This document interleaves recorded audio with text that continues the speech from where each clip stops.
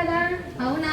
ఇంతకీ మీ పాపని ఏ స్కూల్లో జాయిన్ చేద్దామని అనుకుంటున్నావు? పాప ఇప్పుడు 6th క్లాస్కి వచ్చింది కదా రాని, అందుకని మన గవర్నమెంట్ హై స్కూల్లోనే జాయిన్ చేస్తున్నాను. అవునా సుధా? అవును, మీ పాప కూడా 6th క్లాస్కి వచ్చింది కదా రాని, అదే కాన్వెంట్లో కంటిన్యూ చేస్తావా? లేదు సుధా, నేను కూడా మన హై స్కూల్లోనే జాయిన్ చేద్దామని అనుకుంటున్నాను. చాలా మంచి నిర్ణయం తీసుకున్నావు రాని. సర్లే కానీ నేను 3 సంవత్సరాలు మరి చెబుతుంటే అసలు పట్టించుకునేదానివే కాదు. ఏంటి సడన్గా ఈ మార్పు? అదా, మొన్న హై స్కూల్ టీచర్స్ వచ్చి కాన్ఫరెన్స్ పంచారు కదా. పంచారు, నా దగ్గర కూడా ఉంది. ఇదిగో ఈ పాంప్లెట్ ఇచ్చి మన టీచర్స్ వచ్చి మా పాపని కూడా వాళ్ళ స్కూల్లో జాయిన్ చేయమని చెప్పారు. ఈ పాంప్లెట్ చదివే నాలో ఈ మార్పు సుధా. అవునా? మన గవర్నమెంట్ హై స్కూల్లో ఒక అబ్బాయికి 597 మార్కులు వచ్చాయంట. మా పాప వాళ్ళ కాన్వెంట్లో 570 మార్కులు రావడమే గగనమయ్యింది. మన హై స్కూల్లో 570 మార్కులు దాటి 6కు వచ్చాయంట.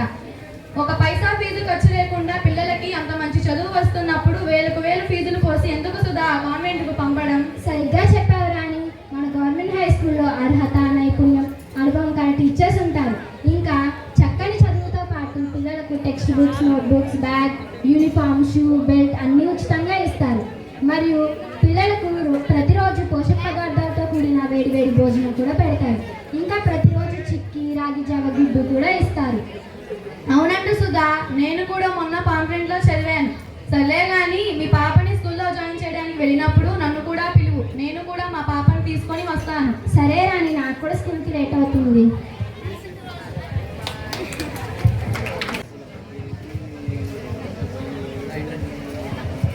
Good morning madam.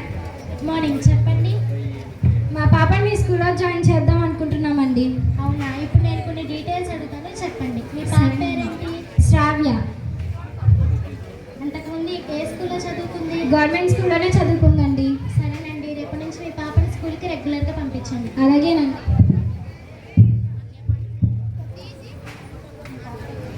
మీ పాప పేరేంటి? కీర్తి మేడం. అంతకుముందు ఏ స్కూల్లో చదువుకుంది? కాన్వెంట్లో మేడం. సరేనండి, రేపటి నుంచి మీ పాపని స్కూల్కి రెగ్యులర్గా పంపించండి. సరే.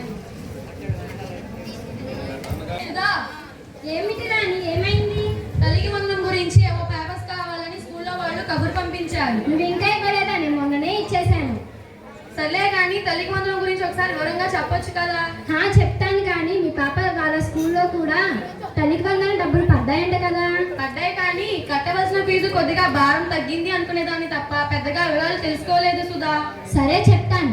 పేద పిల్లలకు విద్య మధ్యలోనే ఆగకుండా కొనసాగించడానికి ప్రభుత్వం వారు ఈ పథకాన్ని ప్రవేశపెట్టారు. ఈ పథకానికి అర్హులైన ప్రతి విద్యార్థి ఏటా 15,000 రూపాయలు ఇస్తారు. ఆ మొత్తంలో 13,000 రూపాయలు తల్లి ఖాతాలో జమ చేస్తారు. మిగిలిన 2,000 రూపాయలు స్కూల్ లేదా కాలేజ్ డెవలప్మెంట్కి కేటాయిస్తారు. అయ్యో, నీకు ఇంకో సంగతి చెప్పడం మర్చిపోయాను. ఈ సంవత్సరం నుంచి కుటుంబంలో ఎంతమంది పిల్లలు ఉంటే అంతమంది పిల్లలకి సాయం వర్తిస్తుందంట. అవునా సుధా? ఏ క్లాస్ వరకు ఈ పథకం వర్తిస్తుంది? 1వ తరగతి నుండి 12వ తరగతి వరకు వర్తిస్తుంది. విద్యార్థులందరికీ ఈ పథకం వర్తిస్తుందా? 75% హాజరున్న ప్రతి విద్యార్థికి ఈ పథకం వర్తిస్తుంది. సరే సుధా, నేను స్కూల్ వరకు వెళ్ళి వస్తాను. సరే రాను.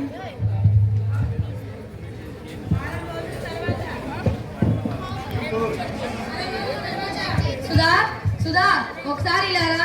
ఏమైంది రాని, అంత కంగారుగా పిలిచావు? ఏమీ లేదు, ఈ మొబైల్ చూపిద్దామని. బాగుందా? బాగానే ఉంది. ఎప్పుడు కొన్నావు? ఈ రోజే కొన్నాను. తల్లికి వందనం డబ్బులు అకౌంట్లో పడ్డాయి కదా, వాటితోనే కొన్నాను. కాన్వెంట్లో ఉన్నప్పుడు పడిన డబ్బులన్నీ ఫీజుకే జమ చేయాల్సి వచ్చేది. ఇంతకీ నీకు డబ్బులు పడ్డాయా? నువ్వేం కొన్నావు? పడ్డాయి కానీ నేనేమీ కొనలేదు. సర్లే, నేను వెళ్ళాలి. పొయ్యి మీద కూర మాడిపోతుంది. నువ్వు అరిచేసరికి ఏమైందనని కంగారుగా వచ్చేసాను.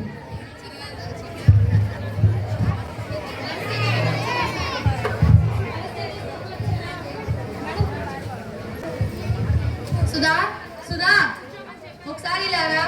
ఏమైంది రాని? ఇగో ఈ స్వీట్స్ తీసుకో. తీసుకుంటాను కానీ నీ సంతోషానికి కారణం ఏంటి? నాకు కూడా చెప్పొచ్చు కదా, నేను సంతోషిస్తాను. చెప్పను, చూపిస్తాను పదా. ఎలా ఉంది కొత్త ఫ్రిడ్జ్? లేటెస్ట్ మోడల్ తెలుసా? బాగానే ఉంది. అవును, మీ పాత ఫ్రిడ్జ్ బాగానే పనిచేస్తుంది కదా, మరి దీన్ని ఎందుకు తీసుకున్నా? డబ్బులు వృధా కదా. అయ్యో సుధా, నేను అంత తెలుగు తక్కువదా అని అనుకున్నావా? పాత ఫ్రిడ్జ్ ని ఎక్స్చేంజ్ లో ఇచ్చి తల్లికి మాత్రం డబ్బులు పడ్డాయి కదా, అవి కూడా కలిపి కొత్త ఫ్రిడ్జ్ కొన్నాను. నేను నీ అంత పిసినారు కాదులే అమ్మా. సరే రాని, నీ ఇష్టం. ఎనీవే, కొత్త ఫ్రిడ్జ్ కొన్నందుకు శుభాకాంక్షలు.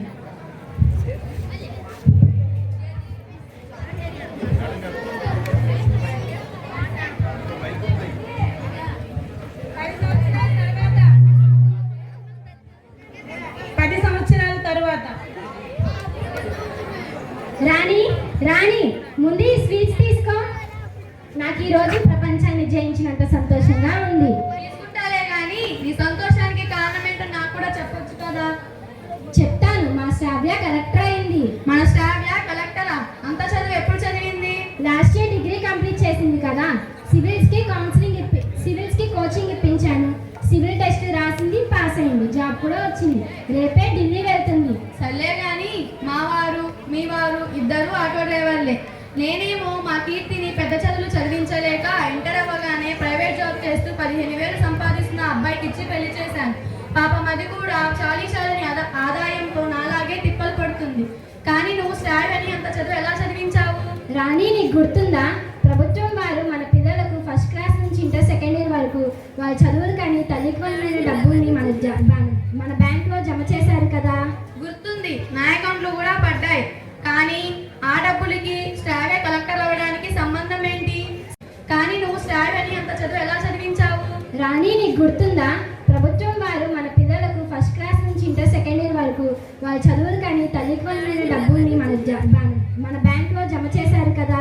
గుర్తుంది, నా అకౌంట్లో కూడా పడ్డాయి. కానీ ఆ డబ్బులకి శ్రావ్య కలెక్టర్ అవ్వడానికి సంబంధం ఏంటి? సంబంధం ఉంది.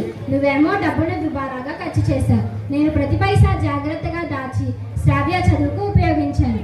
10th వరకు గవర్నమెంట్ స్కూల్లో, ఇంటర్ డిగ్రీ గవర్నమెంట్ కాలేజ్లో చదివించాను. తల్లికి వందైన డబ్బులతో సివిల్స్కి కౌన్సిలింగ్ ఇప్పించాను. సుధా, నువ్వు భలే చక్కగా ఆలోచించావు. శ్రావ్యని మంచి పొజిషన్కి తీసుకువెళ్ళావు. నా తెలివి తక్కువతనం వల్ల కీర్తి జీవితం పాడయ్యింది. హలో, ఏమండి, చెప్పండి. అవునా? ఎక్కడంట? మంచివాడేనా? సర్లేండి, మీ ఇష్టమే నా ఇష్టం. ఎవరు ఫోన్లో? మీ అన్నయ్య. మన శ్రావ్యకి మంచి సంబంధం వచ్చిందంట. అబ్బాయి పెద్ద ఆఫీసర్ అంట, మంచివాడంట, పైగా మన విజయవాడలోనే ఉంటారంట. అందుకనే సరే అన్నాను. అయితే ఇక నుంచి ఒక కలెక్టర్ తల్లివి, ఇంకో పెద్ద ఆఫీసర్ అత్తవి అన్నమాట. ఊరుకోరాని. ప్రభుత్వం మన పిల్లల భవిష్యత్తు కోసం తీసుకువచ్చిన ఈ తల్లికి వందనం అనే పథకం నిజంగా మీ శ్రావ్య భవిష్యత్తును తీర్చిదిద్దింది సుధా. తల్లికి వందనం అనే ఈ పథకం ఒక శ్రావ్య భవిష్యత్తే కాదు, మన పిల్లలందరి భవిష్యత్తు కూడా తీర్చిదిద్దుతుంది. Thank you.